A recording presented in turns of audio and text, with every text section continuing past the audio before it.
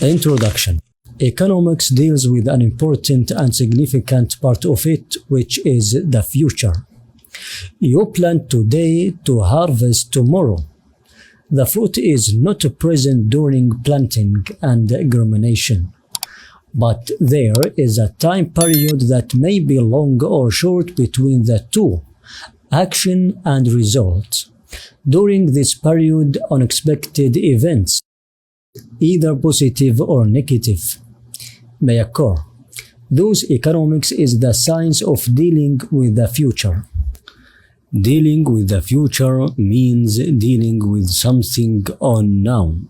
I mean, it is unknown to some if they do not have an understanding and study of their present, for example, or if they do not have sufficient understanding of current matters related to the future result they want to achieve. The sun rises every morning and sets at the end of the day, and the rain comes in specific seasons that may advance or delay a little, but it generally takes on a known and stable pattern. If someone has extensive understanding and is informed about climate conditions, they can predict rainfall in 4 days or a week, because they have the necessary tools and current climate data. Meanwhile, another person who has no information, has not studied climate analysis, and does not have tools to facilitate knowing upcoming results, will their prediction be accurate? The answer is certainly that their predictions will be significantly less accurate than the first person.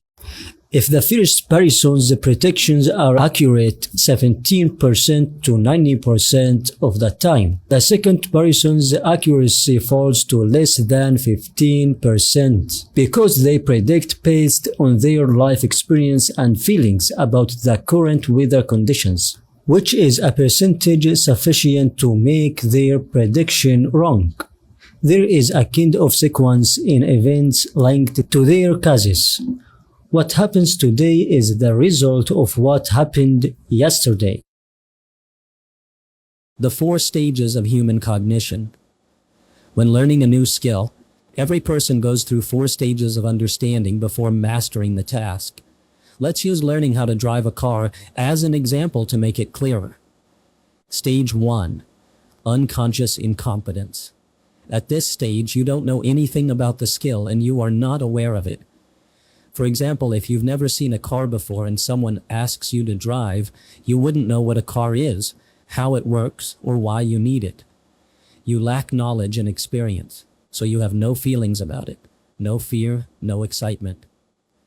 To move past this stage, you first need to admit that you don't know, then start learning about the task and its benefits and risks. Stage 2. Conscious incompetence. Here, you start becoming aware of the skill. For instance, you see others driving cars and understand the benefits and dangers, like accidents or fines for breaking traffic rules. Your brain begins storing this information, but you still don't know how to drive. If you decide that learning to drive is worth the effort, you move to the next stage by practicing and gaining knowledge about driving. Stage 3. Conscious competence. At this stage, you've learned the basics and can perform the task, but you need to focus carefully. For example, you've learned how to drive and know the rules, but you're still cautious. You pay close attention to other drivers, road conditions, and weather changes. You're competent, but you're fully aware of what you're doing. Stage 4. Unconscious competence. This is the highest level of mastery. The skill becomes natural and automatic. For example, driving becomes so easy that you can adjust the radio, pick up something from the floor, and predict other drivers' actions, all while driving confidently. Reaching this stage requires long practice, experience, and learning from professionals. These stages explain how people evolve from being unaware to becoming experts. Mastery takes time, effort, and dedication, but the journey is worth it. Disclaimer. By purchasing this course, You agree that the creator of this course is not responsible for any financial transactions you engage in any form and has no direct or indirect investment relationship with any cryptocurrency trading platforms or decentralized wallets. The purpose of this course is not to provide financial or investment advice, but rather to enhance knowledge and educate others about cryptocurrencies and technical analysis.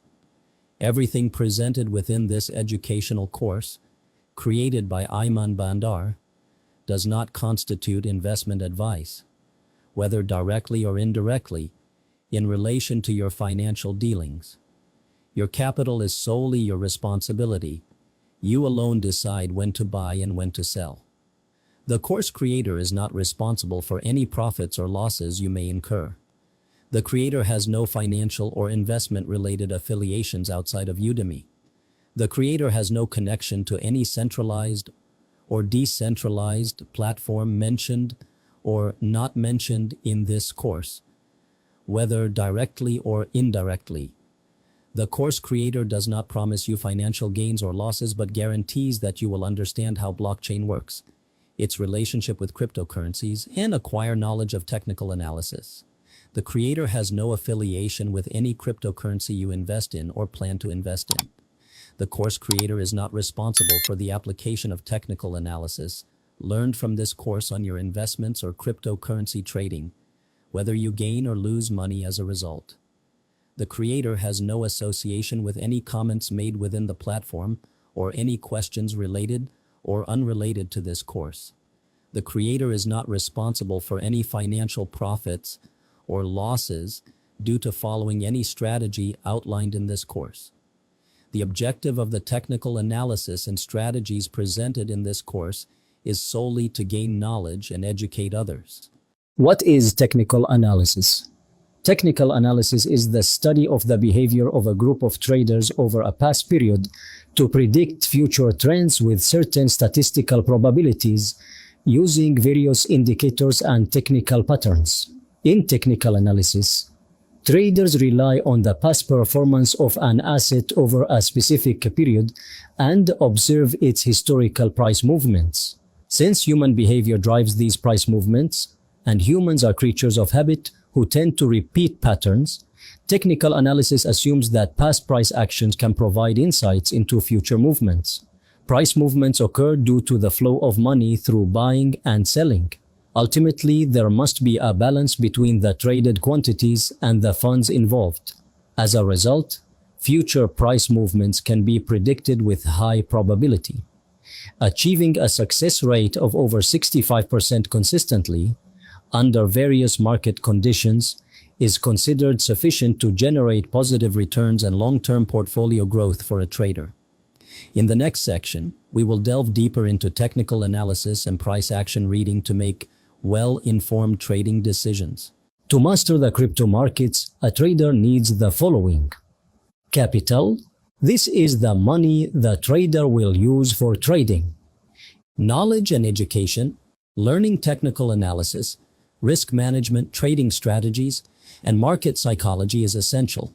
Understanding the technical aspects of trading and the overall market structure.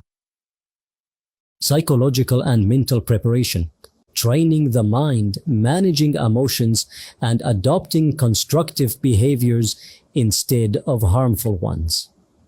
And practicing self-discipline and thought management to maintain focus and avoid impulsive decisions. Time, health, and spiritual well-being, allocating dedicated time for trading and maintaining a structured daily routine. Balancing work and personal life by taking breaks, ensuring rest, and spending quality time with family. Proper time management enhances productivity, mental clarity, and a sense of accomplishment.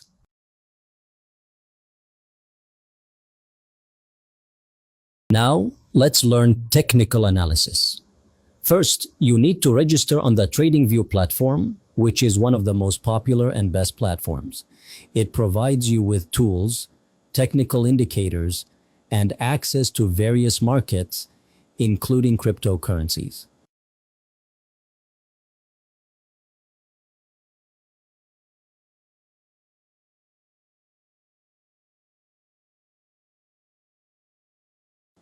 There are different monthly and yearly subscription plans.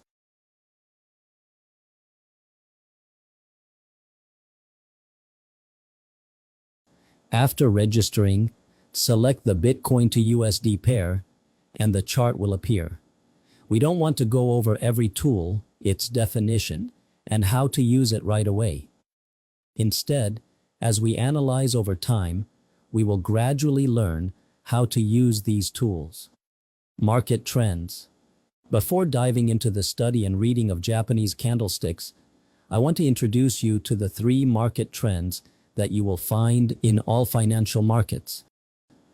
Uptrend. If you look at this chart, you'll notice that the asset price is moving upward, right? If you select the Trendline tool and draw a line along the price movement, you'll see that the trend line follows an upward direction.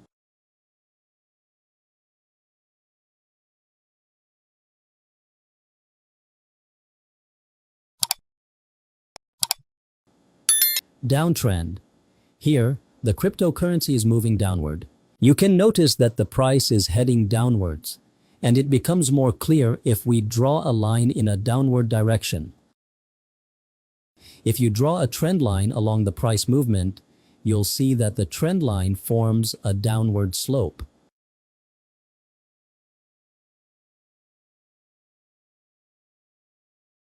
Don't worry about me moving the downtrend line. You will gain experience through application and practice while following the lessons. You will notice that the downward trend is aligned with the trend line, and this clearly gives us the trend.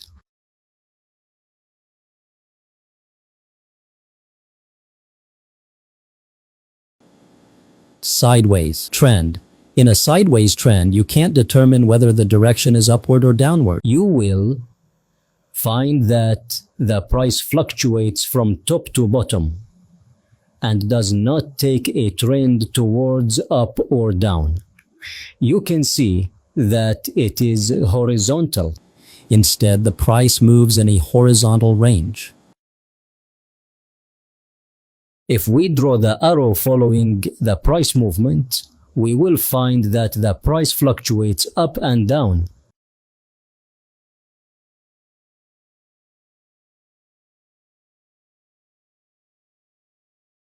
As you can see here, we drew according to the price fluctuation. We will notice that it gives us a sideways path for the trend. Understanding Japanese candlesticks. Japanese candlesticks are the building blocks of chart analysis.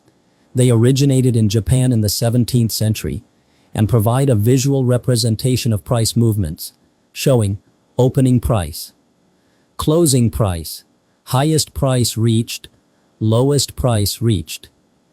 The candlestick body represents the range between the opening and closing prices. A bullish, green or white candlestick forms when the closing price is higher than the opening price. A bearish, red or black candlestick forms when the closing price is lower than the opening price. The upper wick, shadow, extends from the candlestick body to the highest price reached. The lower wick, shadow, extends from the candlestick body to the lowest price reached. For a bullish candle, the upper wick is considered the opposite of the trend, while the lower wick follows the trend. For a bearish candle, the lower wick is considered the opposite of the trend, while the upper wick follows the trend. Don't worry, we will explain that now. This is the bullish candle. At the top here, this is the highest level the candle reached before closing, and here is the lowest price the candle reached. Let's recreate the candle again. If you choose the rectangle tool and start with the first candle, let's assume this is the first candle, then here, the candle opened at a price higher than the last closing price of the previous candle and reached this level. Then it started to drop to this level and finally closed at this level.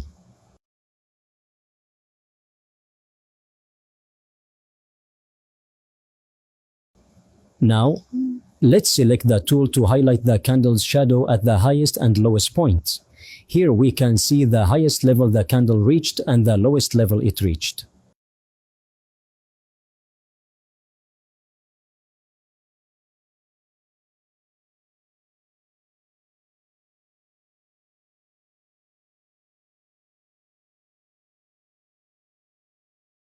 This also indicates whether the closing was positive or negative.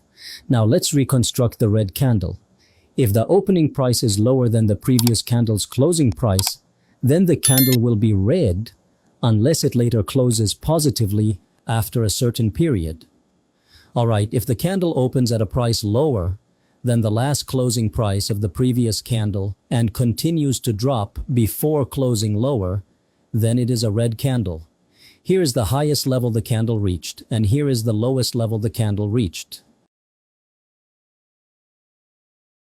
Japanese candlestick trends. There are three main types that determine the direction of candlesticks, as if they were the words spoken by the candle to the trader. Trend continuing candles.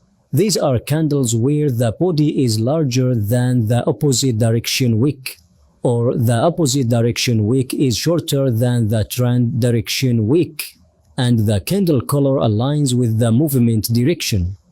For example, in an uptrend, if a green candle appears with a body larger than the upper wick, the opposite direction wick in an uptrend, this indicates strong buyers or weak sellers, or both together, suggesting a continuation of the upward movement.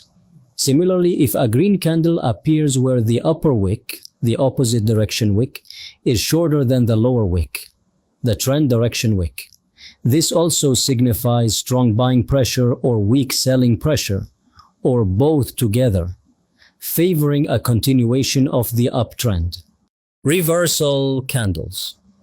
These are candles where the body is smaller than the trend direction wick, or the opposite direction wick is shorter than the trend direction wick, and the candle color is opposite to the movement direction. For example, in an uptrend, if a red candle appears with a body smaller than the trend direction wick, the upper tail or upper wick, this indicates weak buyers or strong sellers, or both together, suggesting a potential trend reversal and a downward movement. Similarly, if a red candle appears where the lower wick, the opposite direction wick, is shorter than the upper wick, the trend direction wick, this indicates strong selling pressure or weak buying pressure, or both together, favoring a trend reversal and a downward move. Neutral candles. These are candles with a very small body, or sometimes no body at all, and a wick that is longer than the candle's body. The candle's color does not matter. When a neutral candle appears in an uptrend, downtrend, or sideways market, whether red or green, with a small body or no body at all, it signifies an equilibrium between buyers and sellers. Such candles are not useful for making trading decisions, as they indicate a continued struggle between buying and selling forces. In an uptrend, the appearance of a neutral candle suggests a slowdown in upward momentum. In a downtrend, it signals a temporary pause in the decline. In a sideways market, it indicates a likely continuation of the range-bound movement. Professional traders typically postpone their buy or sell decisions when neutral candles appear. Patterns you should know. Candle patterns refer to the formation of one or more candles with specific characteristics. These patterns provide signals and meanings depending on their location on the chart. There are many well-known patterns, and we will cover the most important ones that traders should be familiar with, as they help in understanding market behavior. These patterns have commonly recognized names to make them easier to identify and explain. Hammer candle. This is a reversal candle that appears in a downtrend, signaling a potential end to the trend, a maiden end, and a possible reversal. It consists of a candle with no upper wick or a short upper wick, the wick opposite to the trend, a small body, and a long lower wick, the wick in the direction of the trend. Ideally, the hammer candle should be green, opposite to the prevailing trend, as this strengthens the reversal signal. However, if the hammer is red, in line with the previous trend, it is still valid but considered a weaker signal. Some traders refer to a red hammer candle as a hanging man. You should take into consideration that candles do not necessarily have to follow a fixed and uniform pattern. Instead, they often appear in very similar shapes, allowing you to recognize and identify the candle pattern when you see it. Inverted hammer candle. It is a reversal candle that appears in an uptrend, signaling a potential end of the trend and a reversal. This candle has no lower shadow or a small lower shadow, a counter trend shadow, a small body, and a long upper shadow, the trend shadow. It is preferable for the candle to be red, opposite the trend, but it is also acceptable if it is green with the trend, although it would be a weaker signal. Engulfing candle. It is a continuation candle pattern consisting of two candles with opposite colors. It has a bullish formation in an uptrend and a bearish formation in a downtrend. In an uptrend, the pattern appears as a small red candle followed by a larger green candle that completely engulfs the previous red candle. The high of the green candle must be above the low of the red candle, and the green candle's closing price must be higher than the red candle's opening price. This pattern indicates the continuation of the uptrend.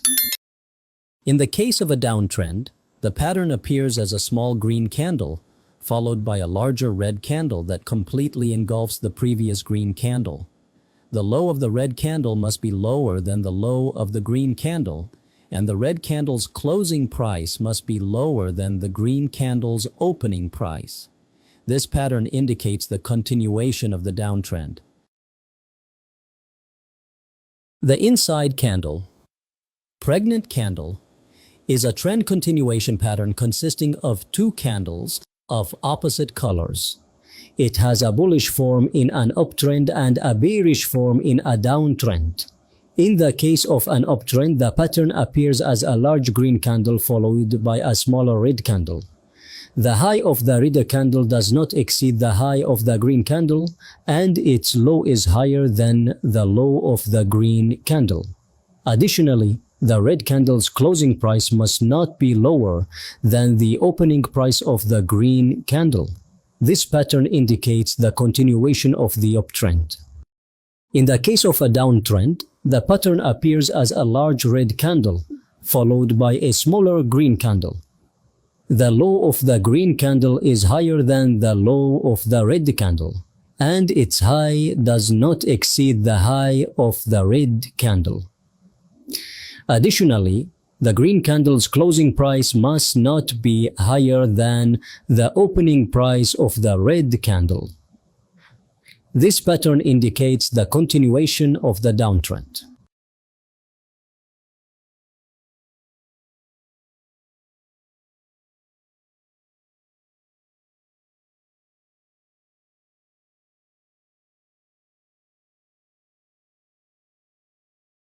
The morning star pattern is a bullish reversal pattern consisting of three candles. It appears at the end of a downtrend or sideways movement and signals a potential upward reversal. The pattern begins with a large red candle, followed by a very small green or red candle or a doji, and concludes with a large green candle whose closing price is at least above the midpoint of the first red candle. The evening star pattern is a bearish reversal pattern consisting of three candles. It appears at the end of an uptrend or sideways movement and signals a potential downward reversal.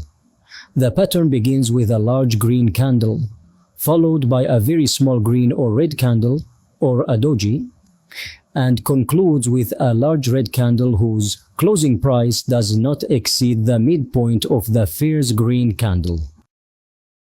The strength pattern is a trend continuation pattern with a bullish form in an uptrend and a bearish form in a downtrend.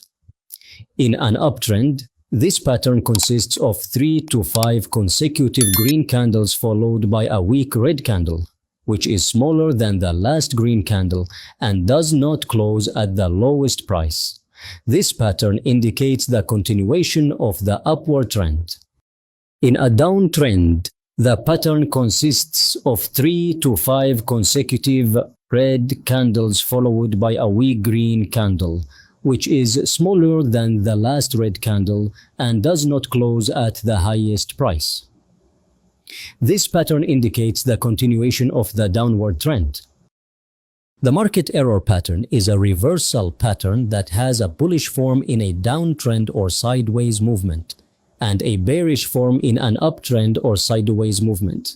It often occurs after a deceptive move in one direction before reversing in the opposite direction, a trap.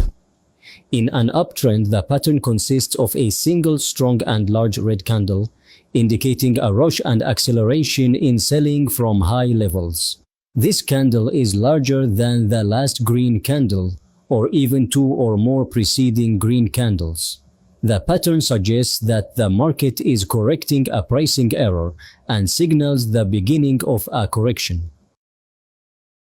In a downtrend, the pattern consists of a single strong and large green candle, indicating a rush and acceleration in buying from low levels.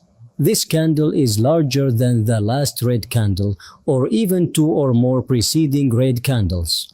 The pattern suggests that the market is correcting a pricing error and signals the beginning of a correction.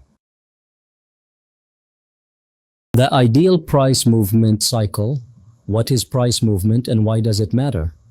Price movement is the voice of the chart, speaking to traders through the display of candlesticks, the paths they take, and the trends they form. It provides signals that help traders understand the market's direction and the purpose behind price movements, as well as the probabilities of success or failure in achieving a certain target based on pre-established technical patterns. The philosophy of price movement is based on chaos theory, the wisdom of crowds, and aligns with the famous Elliott wave theory, which provides a detailed description of how financial markets move by analyzing trader psychology, which is then reflected in market behavior. The price movement cycle exists across various time frames and is characterized by smaller cycles forming within larger cycles, resembling the overall cycle. This structure continues down to its smallest unit, known as fractals or fractured geometry. Fractals can be defined as a shape divided into parts, where each part appears similar to the whole. By understanding the price movement cycle, traders can determine when and where to look for market opportunities.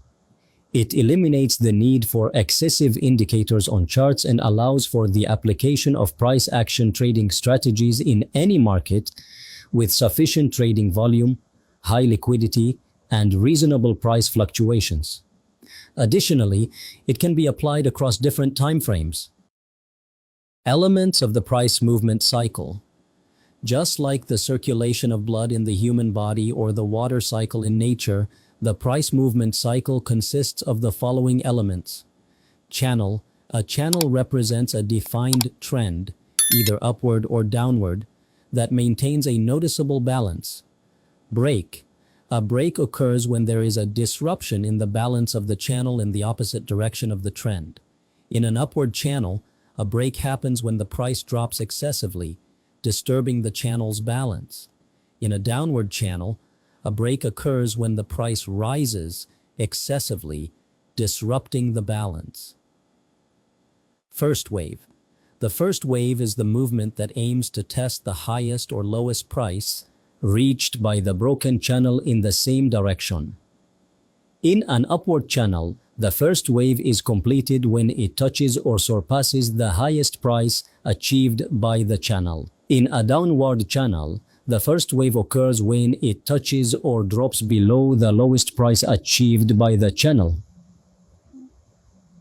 Second wave. The second wave follows the completion of the first wave's target in the same direction.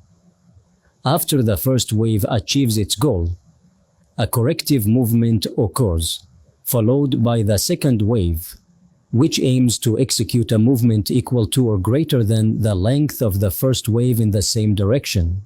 Sideways movement. A sideways movement represents the horizontal direction the market takes after the completion of the first and second waves, or during the second wave's movement toward its target. This phase typically signifies price stability in that region. Reversal.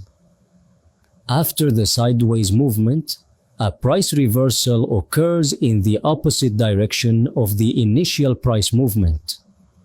If the price movement initially started with an upward channel, the reversal will form a downward channel. And if it started with a downward channel, the reversal will form an upward channel.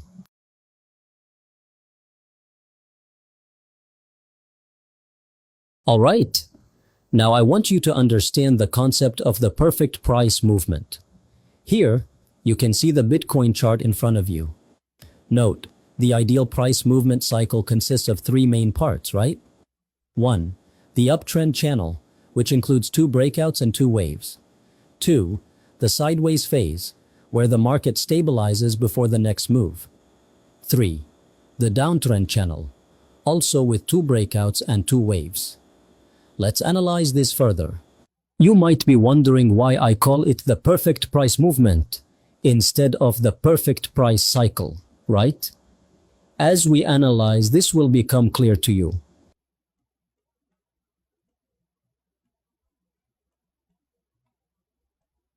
Now, if you look at Bitcoin's movement here, you'll notice that it was in a sideways phase before breaking out and forming an uptrend. Let's start by defining the channel. First, go to the Tools menu and select the Parallel channel. Then, identify the beginning of the uptrend, starting from the lowest point of the first pullback. Extend the channel upwards, then click again to create the secondary line and place it at the highest peak here. You'll notice upon zooming in that I've connected the lower trend line of the channel to the key pullback levels of the uptrend. Let me highlight them for you.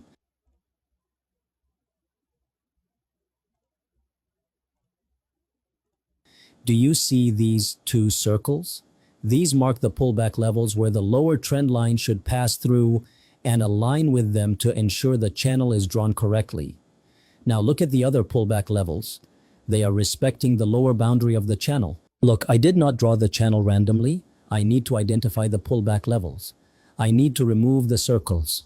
You will find here that there is a gap in this shape. You will see that there is something wrong with the other pullback levels in the uptrend. I need to make sure that the lower trend line passes through the pullback levels of the uptrend.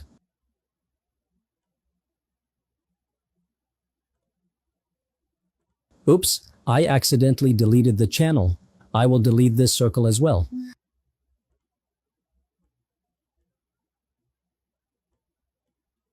I need to adjust the chart so that it becomes clearer here.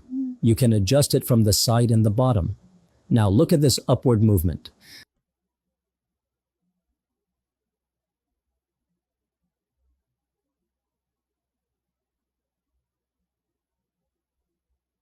Let's make the channel more organized so that our analysis is precise.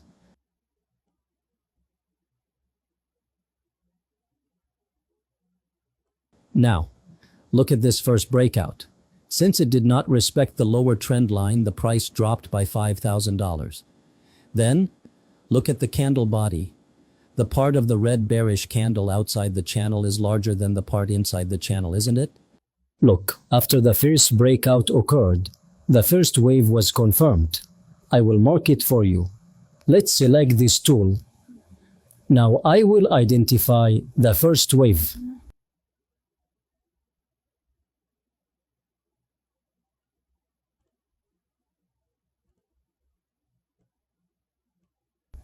Let me clarify it for you.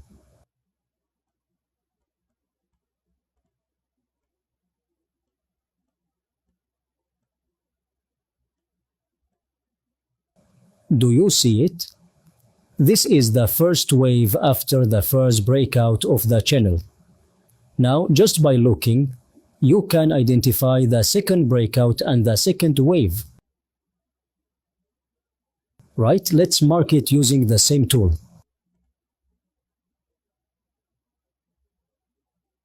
It is a smaller wave than the first one, and it doesn't have to be exactly the same because buyers and sellers are constantly changing. Now, look at the sideways movement. Do you notice it? It doesn't follow a clearly upward or downward path. It's fluctuating, which is known as overbought saturation. Let's mark it using the same parallel channel tool, but this time we will draw it horizontally. Now, let's select the tool and mark the sideways movement by drawing it. I refer to marking with tools as drawing. I've gotten used to it. Now let's highlight it with a distinct color so it becomes clearer.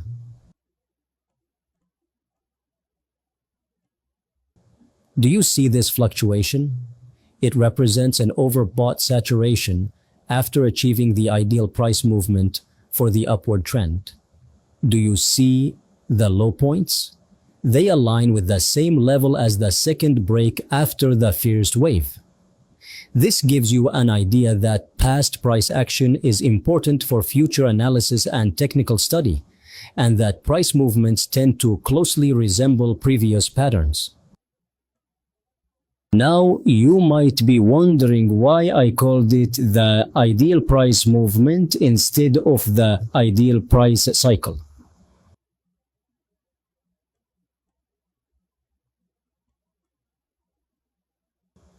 Look at the downtrend along with the formation of the sideways movement. Does this downtrend have the same characteristics as the uptrend we previously identified and drew? Of course not, because the ideal price movement cycle requires an upward channel with a break, a first wave, another break, and a second wave. The same applies to the downtrend. After the formation of the sideways movement or the equilibrium between buyers and sellers, a downtrend will form, consisting of a channel, then a break of the channel, followed by a first wave, a secondary break, and then a second wave. You won't always get an ideal price movement cycle every time. You may find it in a downtrend without an initial uptrend. All right, now let's continue our analysis. This is the one we analyzed a moment ago. We had an upward trend, followed by a break, then a first wave, another break, a second wave, and then a sideways phase. After that, a reversal occurred toward the downward trend. But before we proceed with the analysis, we need to discuss the probabilities of completing a full price movement cycle. What are the probabilities of a complete price cycle? In a full cycle, everything mentioned earlier refers to the complete price movement cycle, which is considered the ideal cycle. This occurs under normal conditions and in a strong trend, characterized by one market side, either buyers or sellers, dominating the movement. Typically, the price remains above the exponential moving average, 21 EMA, in an upward price movement cycle and below the 21 EMA in a downward price movement cycle. When looking for entry points, one should always position against the weaker side and in favor of the stronger or controlling side of the market.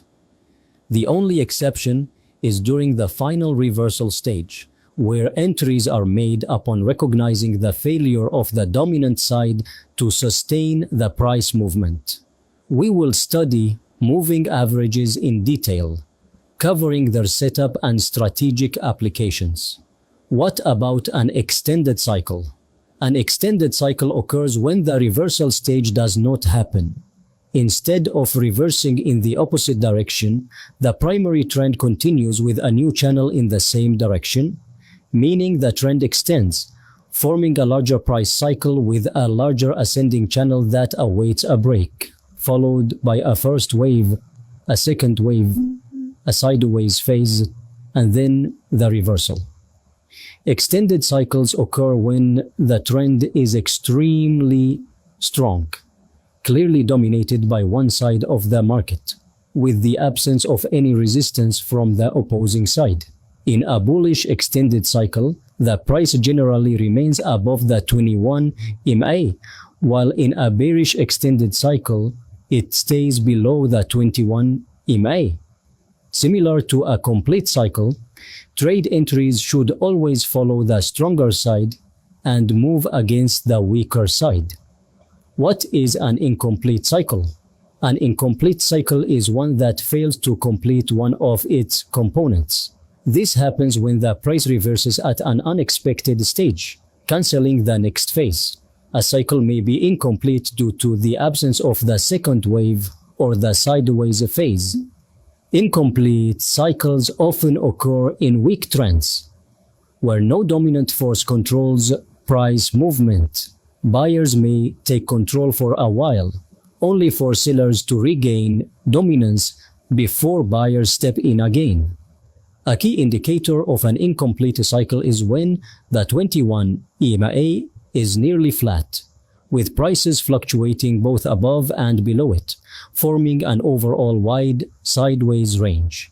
In an incomplete cycle, trade entries should only focus on opportunities within the first wave, following the direction of the most recent price movement cycle. Alright, now some of you might be wondering and asking, isn't what we analyzed earlier considered the ideal price movement cycle? As we can see here, after the sideways phase, a downward trend occurred, right? And this aligns with the ideal cycle in analysis. I would respond by saying that we are missing key elements that we cannot clearly distinguish in this downward movement, such as the break, the first wave, the secondary break, the second wave. At first glance, it may seem that this downward movement lacks the necessary elements of a complete price cycle, doesn't it? Someone might be waiting for a trade opportunity in the second wave to secure their profit. But wait, let's take another look at the downward trend. If we adjust the chart slightly, we will see that there is a break, followed by a first wave, then another break, then a second wave, and finally, a sideways movement before a reversal towards the upward trend. I want you to analyze for yourself, build confidence in your readings, and always reassess your chart interpretations. There will always be traders with incomplete knowledge or a lack of experience in technical analysis. I don't want you to be easily influenced by others' analyses. Yes, expose yourself to different types of charts and various trading strategies. This will enhance your market vision, but your ultimate goal should be to identify weaknesses in external analyses and rely on your own insights and strategy. Consider this a preparatory introduction to what we have covered so far, allowing you to develop a stronger, more logical approach to technical analysis across different price movements. What are price channels and what do they mean? A price channel is the range within which the price moves in an upward or downward direction. It is called a channel when there are at least two tests of both lows and highs. Logically, a channel represents the market's agreement on a consistent rate of increase or decrease, creating a balance in upward or downward movement. The slope of the channel should ideally be around 45 degrees. As you can see, there are two examples here: an ascending channel on the left and a descending channel on the right. In an ascending channel, when the price drops slightly before resuming its upward movement within the channel, this is called a correction. It is a temporary pullback before the price continues to rise. However, when the price moves back up after the correction and retests the last high before breaking above it, this is called a retest. In this case, the new high is expected to be higher than the previous one. In a descending channel, the opposite applies. When the price moves downward within the descending channels, it is referred to as a retest, as it retests the last formed low. Conversely, when the price moves temporarily upward inside the descending channel, it is called a correction. What are the types of price channels? There are three types of price channels based on their size relative to the overall price movement. Major channel. This represents the overall trend of the movement. Professional traders always trade in this direction. The midline of the channel typically has multiple tests, which confirms the accuracy of the channel's formation. Medium channel. This reflects the recent price movement and helps identify areas for potential trade entries in the same direction as the major channel. Minor channel. This is the most important type of channel, as it is always used to draw the price cycle first. It determines the precise entry points in terms of location and timing. Additionally, it signals a waiting period if the minor channel moves against the overall trend. Okay, now how should we draw the ascending channel? What are the conditions that must be met in the price movement to draw an ascending channel? First, you need to identify two higher highs and two higher lows. After that, select the parallel channel tool. Observe the highs and lows carefully, then draw the channel intuitively. I don't want you to worry about not getting it right the first time. Just draw the channel and place it on the uptrend. That's all you need to do. Now that we have drawn the channel, we need to adjust it to fit the ascending price movement. Look at how to make it an ideal price channel. Do you see the upper trend line of the channel? It perfectly touches the two highs, and the price stops at this upper line and retraces every time it touches it. The candle closures should be below the upper trend line of the channel and above the lower trend line.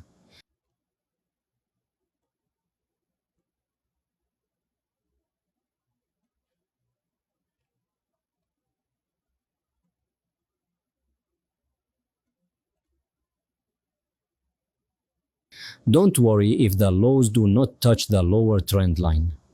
The reason for this is the weakness of the sellers and the dominance of the buyers. That's all there is to it.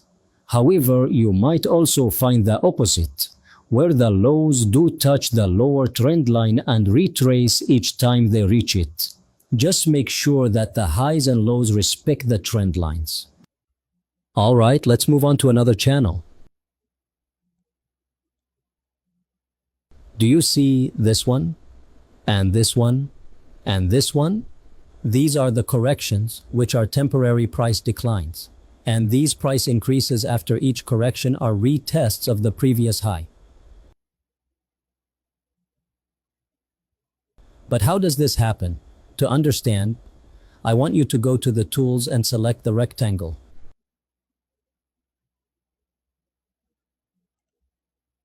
Then adjust the rectangle to make it narrow, acting as a highlight or a marker for the peaks within the channel.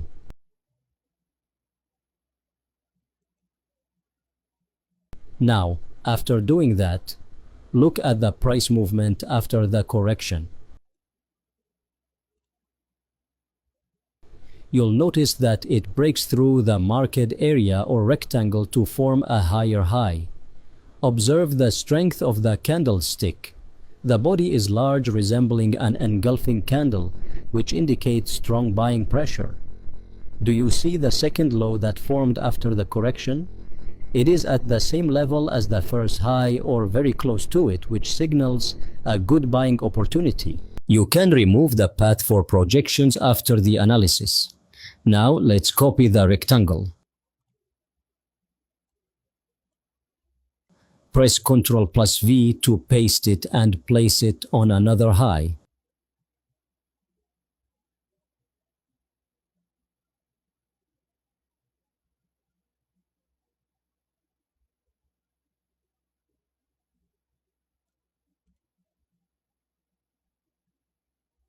You'll notice that the price failed to break through the second rectangle. It attempted once, twice, and on the third attempt it took more time since this is the daily time frame, meaning each candlestick represents a full day. The price moved sideways before breaking through. However, immediately after the breakout, the price took a downward direction. I want to draw your attention to something.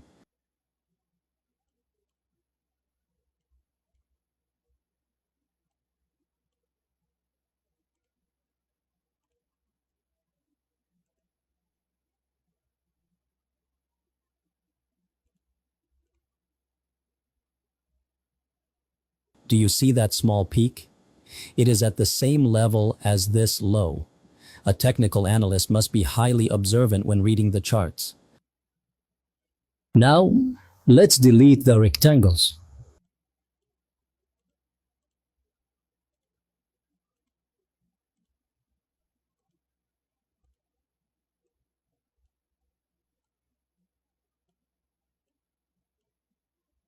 Do you see those retests or the three waves? You will notice that the first wave is longer than the following two waves. This is the second wave, and this is the third wave. Now, let's select the path tool. Next, we want to compare the second retest with the third retest, or more precisely, the second wave with the third wave. Now, let's draw the path tool with the same length as the second wave and compare it with the third wave. You will find that the third wave has reached the same height as the second wave. I want to draw your attention to a key point. Historical price movements are very important, and price behavior in the present is often quite similar to that in the future.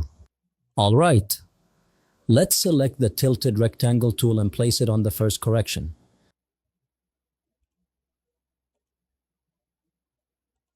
Now let's change the color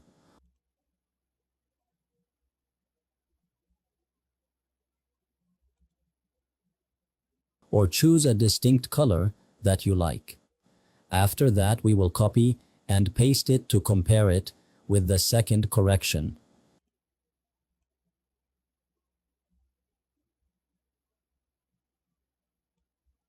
You will notice that it matches the first drop or closely resembles it.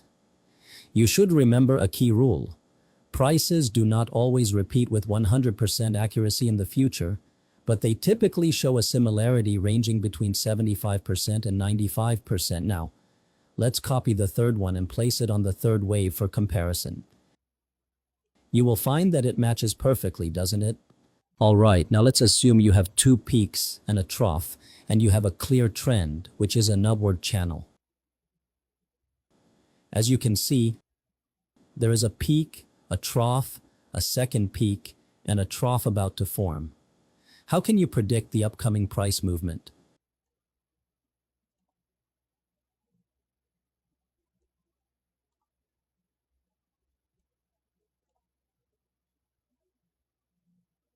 This is considered a relatively long wave, and you're not sure if the second wave will have the same length. There's a smart method. First, you need to mark the peak using a rectangle or a horizontal line.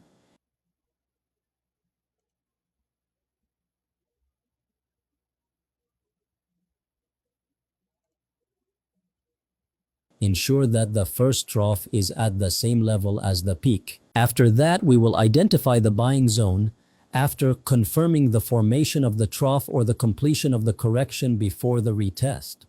This is our buying zone, and this entire area is considered a buying zone. This indicates the completion of the correction and that it's about to retest. To estimate the next wave, you need to identify the first correction using an angled rectangle.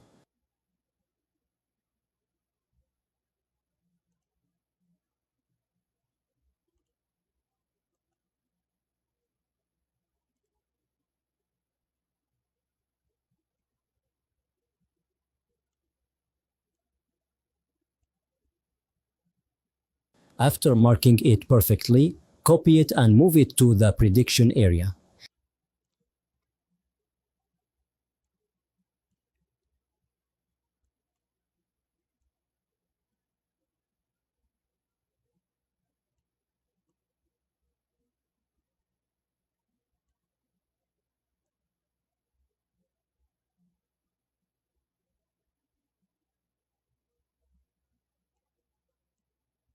Then flip the rectangle so it matches the shape of the anticipated upward wave. As you can see here, the prediction area or the prediction rectangle approaches the channel ceiling or the upper trend line of the channel, which validates our prediction, doesn't it? Now, let's set the sell target and revert the chart to verify.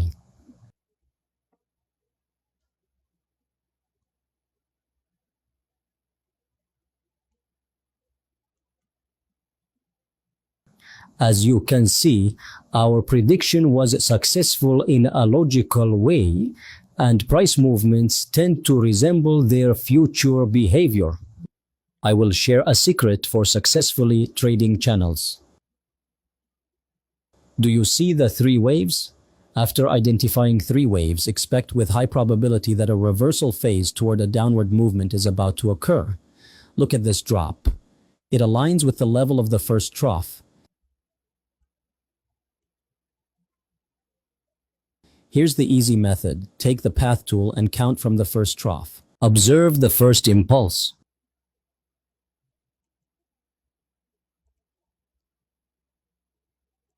And the second, and the third. After the third wave, you should anticipate a decline and the reversal phase. The same principle applies to a downtrend, where three waves form before a potential upward reversal. You can consider buying on the third wave. Now let's draw the downward channel.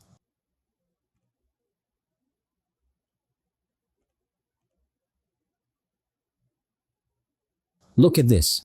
This is the first wave. You might ask, why don't we consider this as the first wave? The answer is that it is not lower than the first low. It is just an unsuccessful retest of the support level. This entire movement is the first wave. After this wave, a second low forms, lower than the first one, confirming the completion of the first wave. Now, look at the second wave. I will mark it for you. Observe the low levels. This is the first low, this is the second low, confirming the first wave, and this is the third low, confirming the third wave. I'll place a marker on it. You might say, but this low is not lower than the second low. However,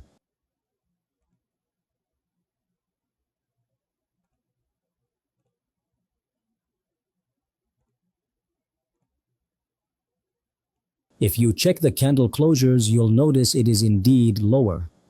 The second low has long candle wicks, but the actual close price is higher. Even if they appear equal, it signals the near completion of the second wave. Upon closer inspection, you'll see that it is slightly lower. Now, let's mark the waves using the curve tool.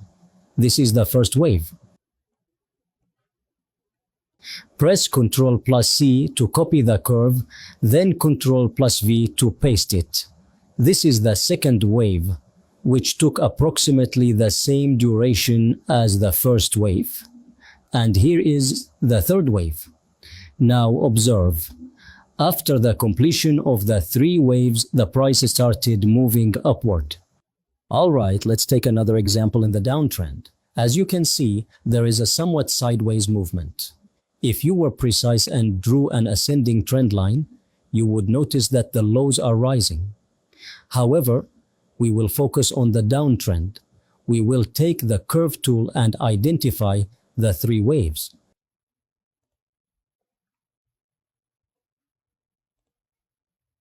This is the first wave.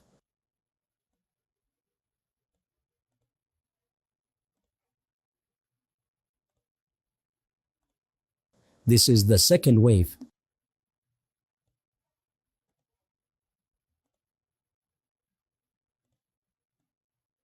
And this is the third wave. You can observe that after completing the three waves, the price moved up. Let's look for another example. You need to practice this analysis multiple times on your own. After completing your analysis, observe how the price behaves. This analysis may apply to one balanced asset, but not to another. We analyzed this one earlier. Do you see what I mean? Some cryptocurrencies are heavily controlled by platforms, making their price movement irrational, which can lead to analysis failure. Look at this uptrend. Let's examine it. Here is the starting point. So we need to identify the waves using the curve tool. This is the first wave.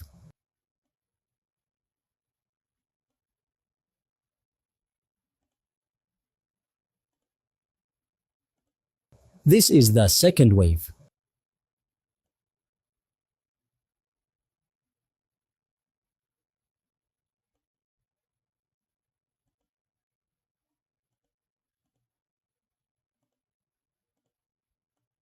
And this is the third wave. As you can see, the lows are getting higher. After the third wave, a buying saturation occurred, leading to what is known as a sideways movement after the uptrend ended. I will mark the sideways movement or buying saturation for you. Here it is. Now, let's change its color to distinguish it better. After the third wave, a buying saturation occurred, followed by the reversal phase toward a downtrend. Notice here as well, look at this wave and also observe the second wave. It took time and moved sideways before completing, as you can see. Then, it made a correction upward before forming a new low. Notice how the new low is lower than the previous one, confirming the completion of the third wave. In this downtrend, we observed three major waves before the reversal and the transition into an uptrend. Alright, let's take another example. Here we have a descending channel. We will identify the first wave like this.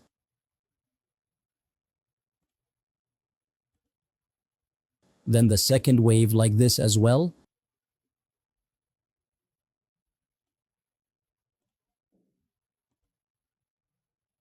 And finally the third wave.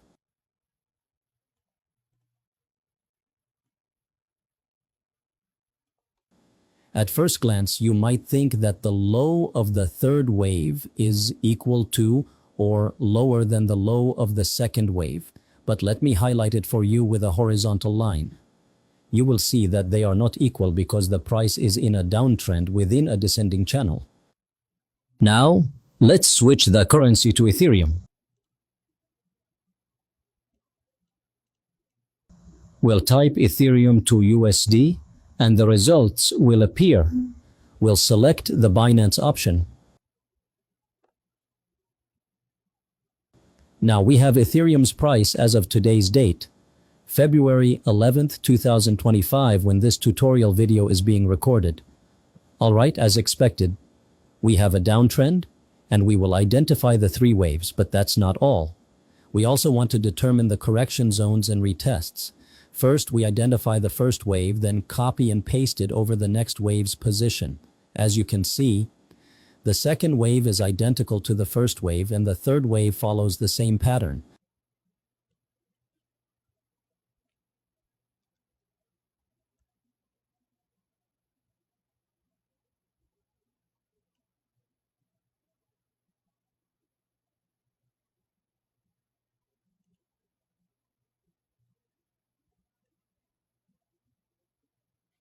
Now, I'll delete the three waves to get a clearer view when analyzing the descending channel.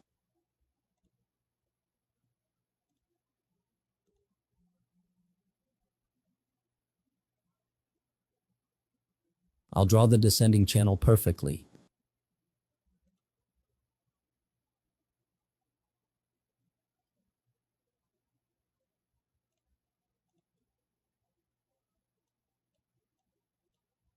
Now look at the lower closings. These closings are more significant than those next to them.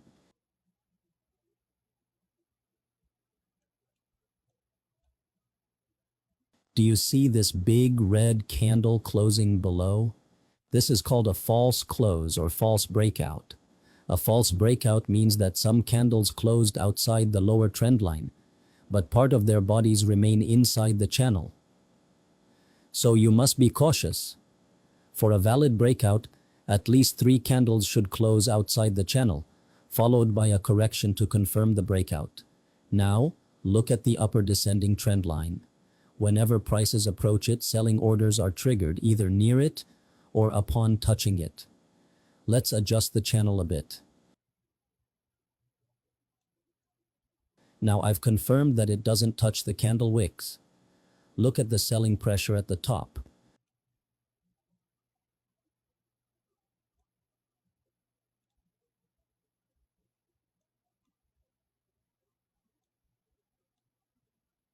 To trade within a descending channel, you should buy near the lower boundary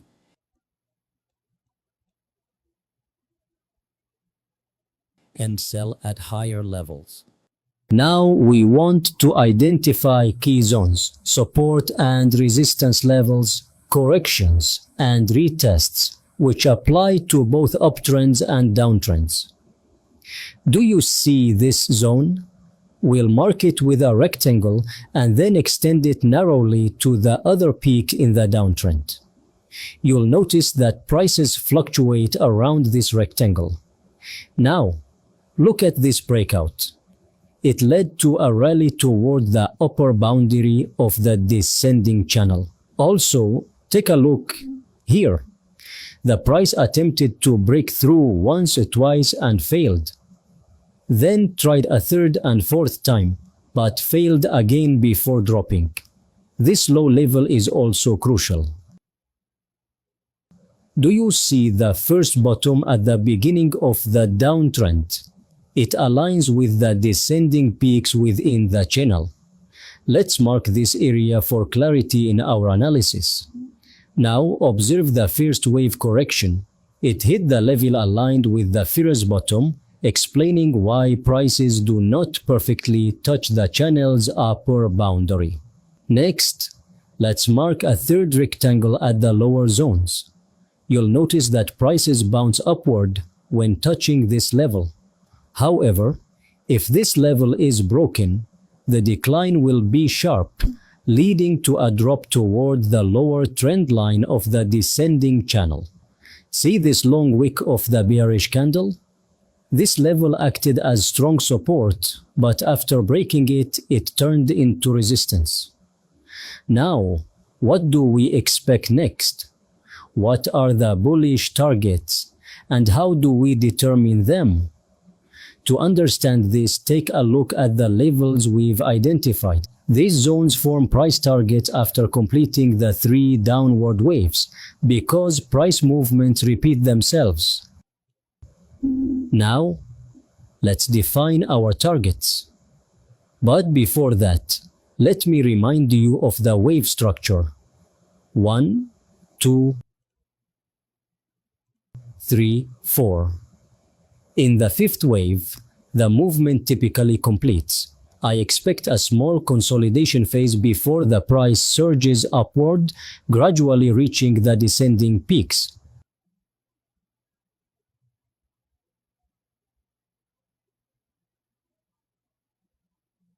Do you see this low at the bottom? That's the first target.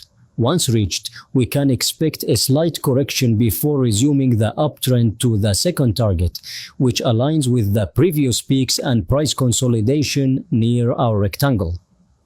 After that, another correction may occur before the final push to complete the third wave, reaching the upper resistance levels. The next step is to place the horizontal line on the targets and change its color to green. Similarly, for the second target, we will position it slightly below the peaks for better accuracy. Look at those peaks and this low. They are at the same level.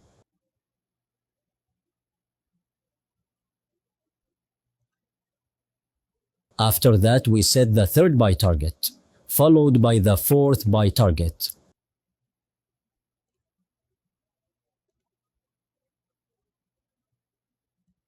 Now let's calculate the percentage levels for these targets. We will select the information line tool, then hold the shift key while dragging upward to get a straight line. If you drag downward, it will display a negative value.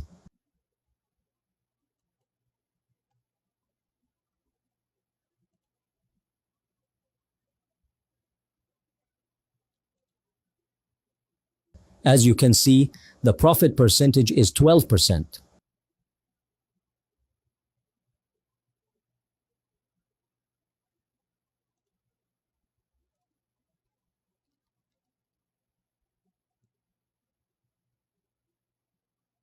Next, we will copy this line and place it on the third target. You will notice that it closely matches the second target's profit percentage, which is around 11.25%. Using the same method, we measure the fourth target, which gives us a percentage of 10%.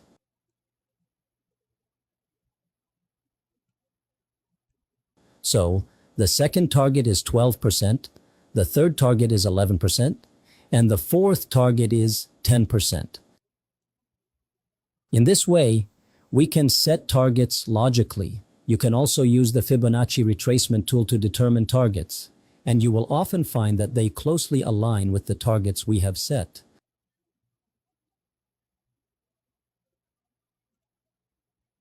Alright, now we will learn about horizontal support and resistance. We will draw a sideways range like this to illustrate the buying and selling levels.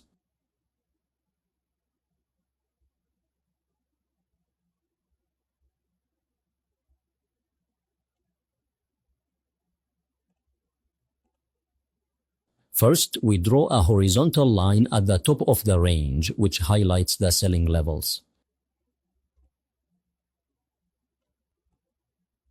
As you can see here, these are the selling levels whenever the price reaches the same level.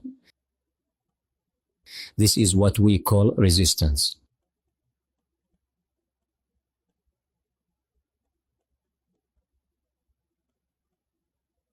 Similarly, we draw a horizontal line at the bottom of the range to highlight the buying levels.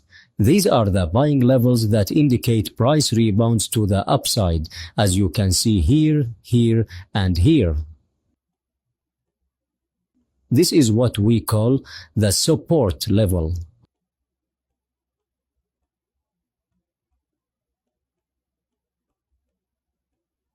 Let's redraw the sideways range for clarity. What if a breakout or breakdown occurs at one of the levels? Well, here is the price action now. At this point, a breakout to the upside has occurred, and it must be a valid breakout confirmed by the close of at least 3 bullish candles. Here we have 1 candle, 2 candles, and 3 candles. After that, a retest is necessary to continue the upward movement. Once the retest happens, the resistance level turns into a support level.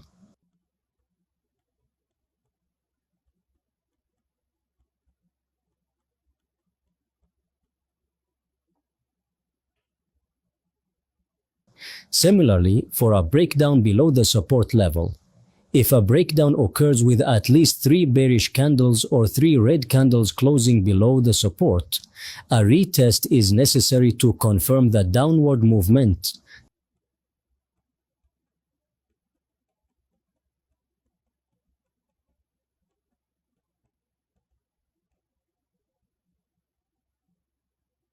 Turning the support level into a resistance level before the price can move back up. Now we have horizontal support and resistance. Look at those prices when they reach the resistance level.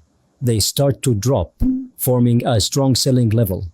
Have you heard of supply and demand phases? The supply phase happens when buyers reach a price saturation point and begin selling, while the demand phase represents prices that traders are eager to buy at. Notice the area between the first and second circles.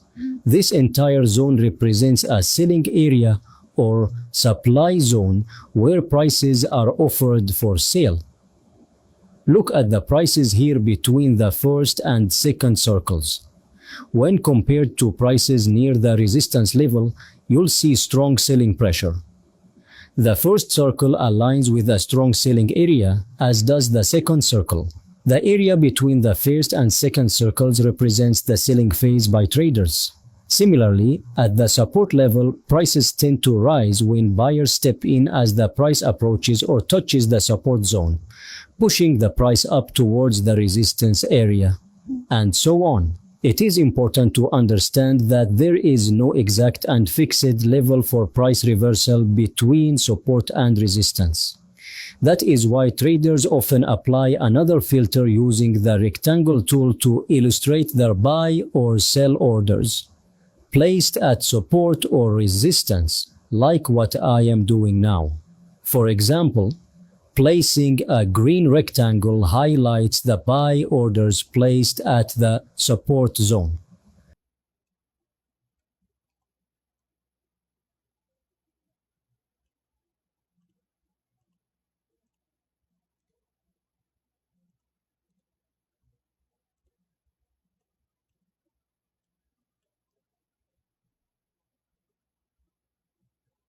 Some traders extend the rectangle upwards to capture price dips for better entries. Therefore, you need to be cautious, especially with breakouts or breakdowns on smaller time frames. You might be misled when you see 3 closes below the support level and open a short position, only to find the price reversing and ending up with a losing trade.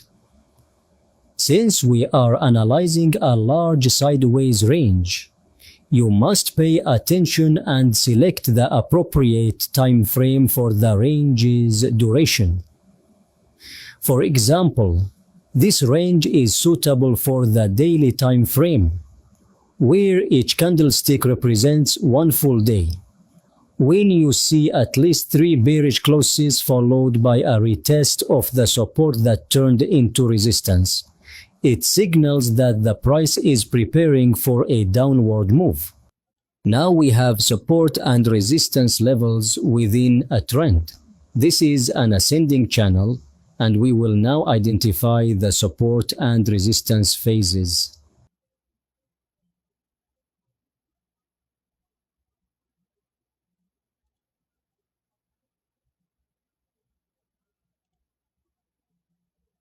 This is a resistance level look.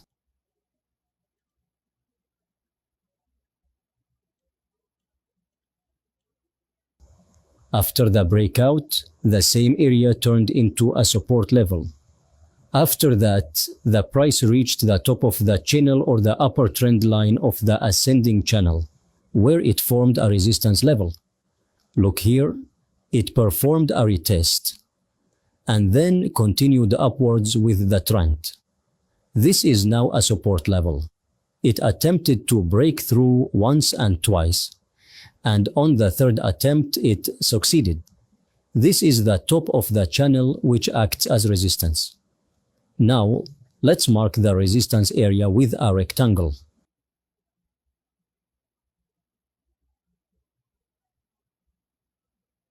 Notice that the price couldn't close above it with 3 green or bullish candles, which is a good signal for a breakout. Instead, it made several breakout attempts but failed, then dropped back to the support level where buy orders are active. Let's extend the rectangle for more clarity.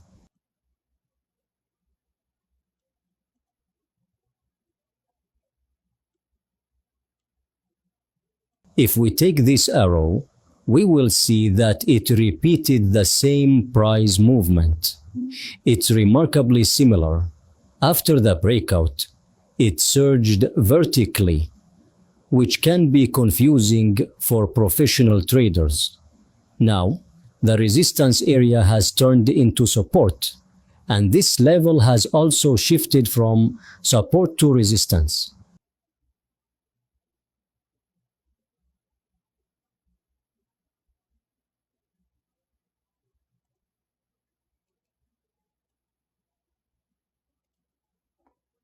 The same applies to a downtrend. Let's identify the support and resistance levels.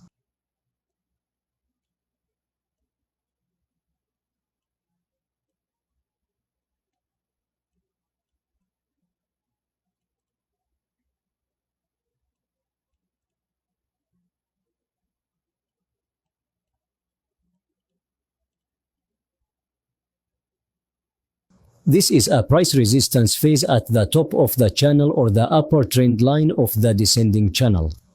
Don't forget to mark the price fluctuations that you see as significant support levels outside the channel. This is important because support and resistance aren't only confined within the channel. Here we have a very significant support level, which you can identify as being aligned with the upper trend line of the descending channel. After the breakout, it performed a retest, which is an important signal for continuing the downtrend.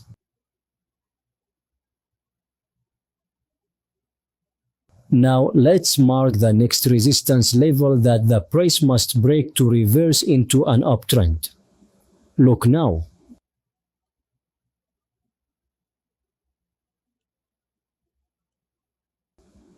After the breakout, we have a price reversal towards the uptrend. Don't forget the three waves. They are crucial for providing signals that increase the success rate of your analytical predictions. Good morning or good evening, depending on the time you're watching this educational video.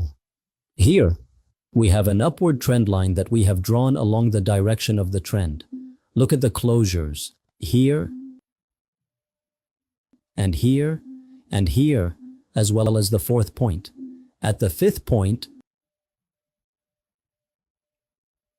a break occurred.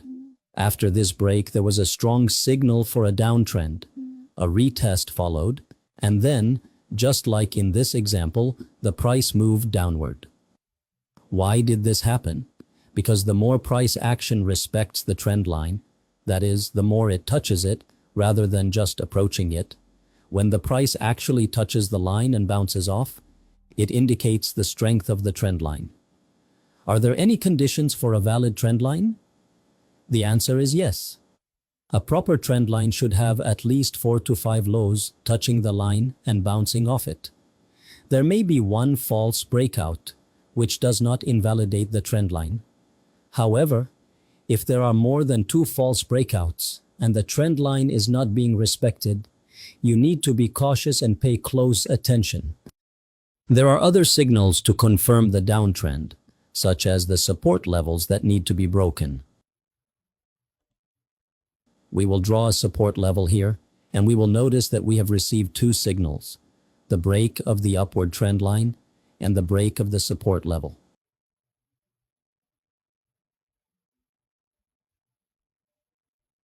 As you can see here, after breaking the support level, notice that it performed a retest, and the support level, after the break, turned into resistance. So now, this has become a resistance level for the price after the break. Also keep an eye on the secondary support levels. You need to pay close attention here. As a technical analyst, you must have a clear vision to read the upcoming price movement correctly. Now, we will set the second support level. Don't forget that we also have 3 waves, which is a third signal confirming the end of the uptrend, right?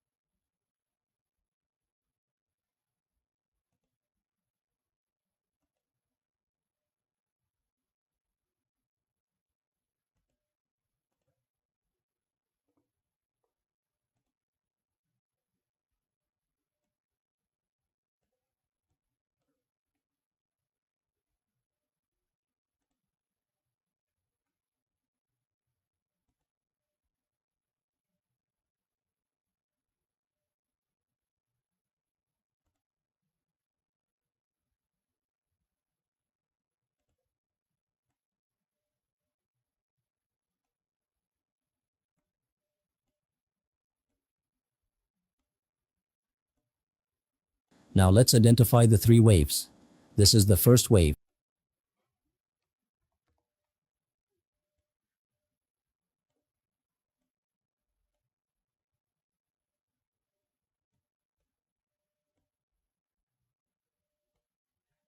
This is the second wave.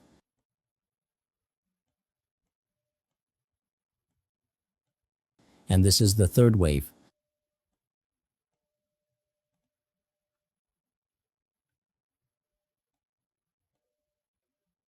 Now, observe the 5 impulsive waves.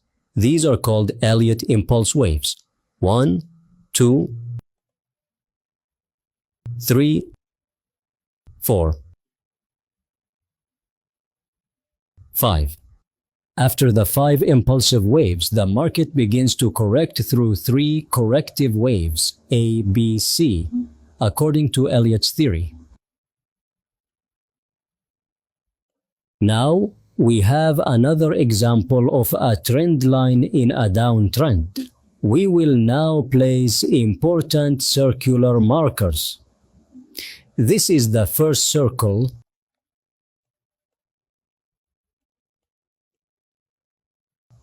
and this is the second circle. Place it here like this. Then the third circle. Consider this line as a resistance line for price movement.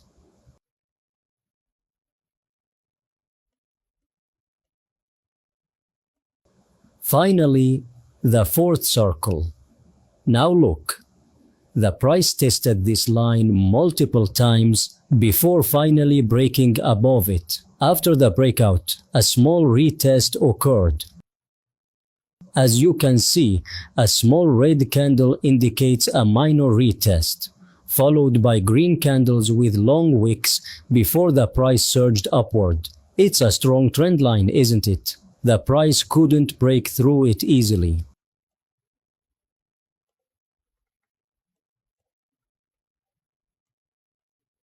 All right. Do you remember Elliott waves? We will apply them now. Here's wave 1, 2, 3, 4, and 5. After the fifth wave, a breakout occurred, followed by a small retest and then a strong move upward.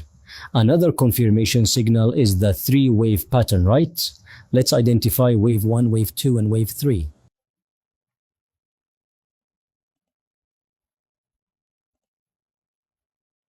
You can mark support and resistance levels for clearer insights.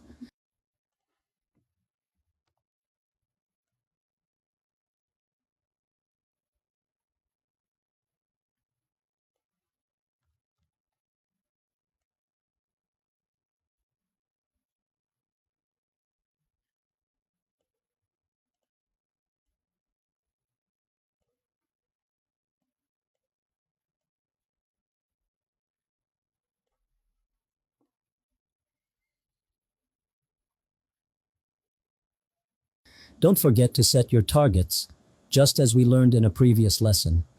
We identify the first resistance level as a target area. This is the first resistance after the breakout. You can use the price range tool to measure the target range.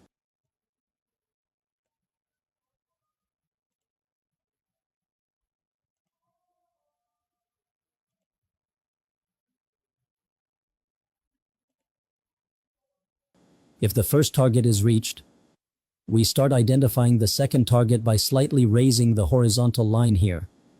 It's best to set it slightly below the resistance peak, since strong selling pressure often occurs before reaching the exact peak.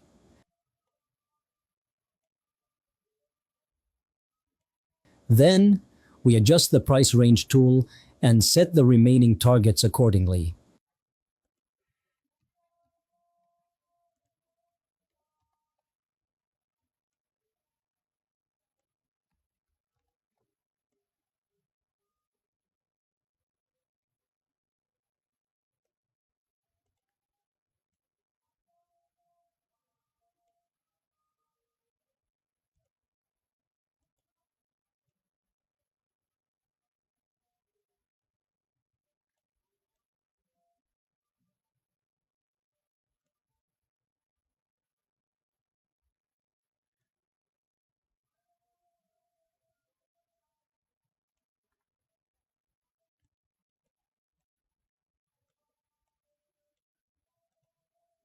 Alright, now we will talk about one of the technical patterns that indicate the continuation of a downtrend, the descending triangle pattern. But how does price action form to create this pattern? Look at this example. As you can see in the image, we have three lower highs along with equal lows forming a horizontal support level. Now, someone might ask, aren't these just the three waves? My answer is no, because in the three-wave pattern, each low is lower than the previous one, whereas in the descending triangle, the lows are at the same level. The difference will become clearer as you review previous lessons and practice the concepts alongside what we are about to learn. Look at the price movement inside the descending triangle. You'll notice that the price action tightens as it moves toward the tip of the triangle, right? Additionally, the downward trend line, which forms the upper boundary of the triangle, shows that the price respects the descending trend line. Now, look at the lows, which form a support level at the same price level. Unlike a typical downtrend, where each low is lower than the previous one, here, the lows are at the same horizontal level. This tells us that if this support level breaks with 3 or 4 consecutive bearish red candles, the price will likely retest the broken support, which has now turned into resistance. A successful retest confirms the continuation of the downtrend with a high probability. However, be cautious. Don't enter a trade during the retest attempt. Instead, wait until the retest is complete and the pattern is fully confirmed. Only then should you look for cheap selling opportunities at better price levels. Now let's analyze the descending triangle pattern. Here we have a downtrend, and now we see the formation of a descending triangle.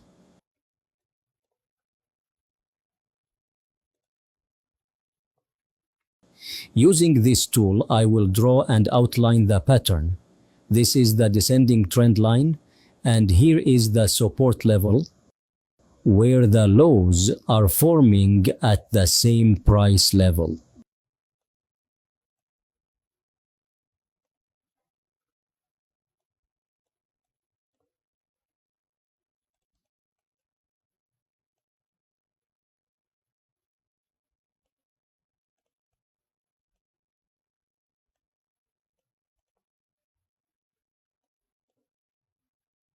Now, look at this breakout. After the breakout, the price made a minor retest, forming 3 small bullish candles, followed by strong bearish candles confirming the continuation of the downtrend. This is why it's crucial to understand that the descending triangle is a continuation pattern when it appears in a downtrend, but it can also act as a reversal pattern if it forms in an uptrend. Similarly, in an uptrend, we have an upward movement, and here the pattern begins to form. Let's draw the triangle on the pattern.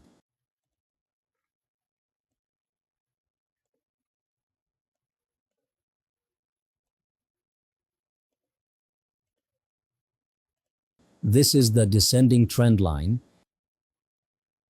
and this is the support level where the lows are at the same level.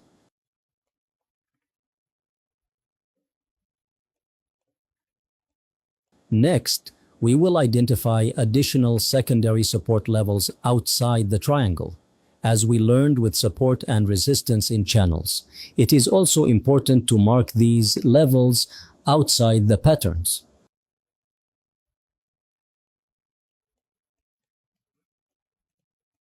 Look, after the decline, another descending triangle has formed, signaling that the downtrend will not stop but will continue its movement downward. Now, I will give you something else that is useful and new. Use this line. The tool is called the trend line. Then draw the trend line along the upward movement. The line should touch the closing prices of the uptrend. Look at how the closings are connected or aligned with the trend line tool. Now observe the break that has occurred. This break combined with the reversal pattern, gives us another confirmation that the trend will certainly reverse and move downward. Now, look at this breakout. After the breakout, a retest occurred to determine whether the price would break through or not. However, the breakout attempt failed, leading to a price reversal downward. But whether in a downtrend or an uptrend, if a breakout occurs to the upside or the descending triangle's resistance is broken upwards, you should be prepared for an upward move. However, be cautious about rushing or hastily entering a buy position. You need to combine this pattern with other analytical factors, such as breaking key resistance levels or using indicators that confirm the trend is moving upward. We have another pattern known as the symmetrical triangle, which is a continuation pattern that supports the ongoing trend, whether upward or downward. If this pattern forms in an uptrend and a breakout occurs to the upside, it signals a continuation of the bullish movement. On the other hand, if it appears in a downtrend and breaks downward, it indicates a continuation of the bearish trend. But what are the characteristics of a symmetrical triangle? If you observe price action forming lower highs and higher lows, then this is considered a symmetrical triangle. I want you to apply every analysis we discuss in TradingView and continuously practice identifying the patterns you've learned. This hands-on approach combined with visual training will help you recognize patterns more effectively and anticipate future price movements. You can also search for these patterns on Google to enhance your visual understanding. Now, in this image, we have a symmetrical triangle.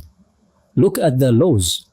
Each low is higher than the previous one, while the highs are the opposite, with each high being lower than the previous one. Here, we have a fully formed symmetrical triangle. Within an uptrend, let's draw the triangle for clarity.